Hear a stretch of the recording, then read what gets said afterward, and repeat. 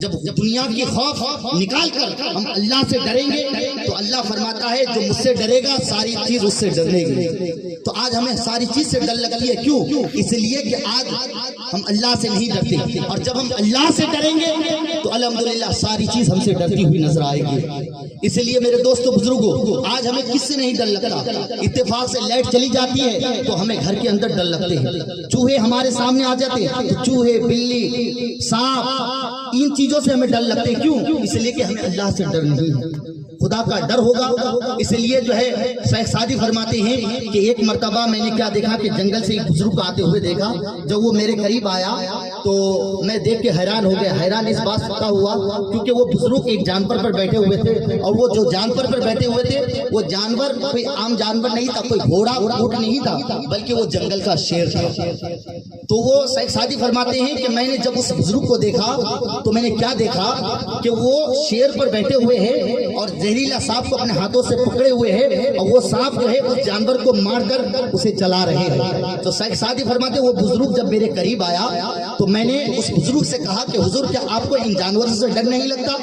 شیر کا کام ہے انسان کو چیرنا پھاڑنا، اور سانپ اگر انسان کو ڈس لیتا ہے تو انسان اس کی زہر کو برداشت نہیں کر سکتا، آپ کو ان جانوروں سے ڈر نہیں لگتا؟ تو شیخ سعدی سے اس بزرگ نے شیخ سعدی سے کہا کہ میں ان جانوروں سے کیوں ڈروں، میں ان سے کیوں ڈروں؟ کیونکہ میں اللہ سے ڈرتا ہوں، اور جب میں اللہ سے ڈرتا ہوں تو ساری چیز مجھ سے ڈرتی ہے۔ اور یہی واقعہ ایک مرتبہ ایسا ہوا، آخری بات ہے، یعنی حضرت عمر فاروق اعظم فرماتے ہیں ایک مرتبہ ایسا ہوا کہ مدینہ منورہ کے راستے پر جو ہے ایک راستے پر جو ہے نا سناٹا چھایا ہوا تھا، اور وہ راستہ کیا تھا کہ لوگ اس راستے سے گزر رہے تھے۔ اتفاق سے ایسا ہوا کہ اس راستے میں کسی کو گزرتے ہوئے نہیں دیکھا، سناٹا ہوا چھایا ہوا تھا۔ تو عمر فاروق اعظم نے لوگوں سے پوچھا کہ آج اس راستے میں کوئی نظر نہیں آتا؟ تو لوگوں نے کہا کہ حضور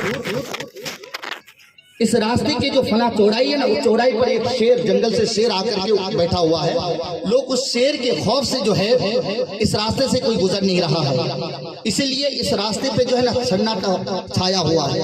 تو حضرت عمر فاروق اعظم اس چوڑائی کے قریب تشریف لے گئے۔ جب حضرت عمر فاروق اعظم جب اس چوڑائی پر تشریف لے کر کے گئے تو کیا دیکھا کہ واقعی جنگل کا شیر جو ہے اس چوڑائی پر بیٹھے ہوئے ہیں۔ تو حضرت عمر فاروق اعظم کی شان دیکھو الحمدللہ، حضرت عمر فاروق اعظم اس شیر کے قریب گئے اور جا کر کیا کہا، اس شیر کے قریب جا کر اس شیر کے منہ پر زوردار تھپڑ مارا، کہہ دو سبحان اللہ، تماچا مارا، اور تماچا مار کر عمر فاروق اعظم نے اس شیر سے کہا کہ تجھ سے وہ ڈرے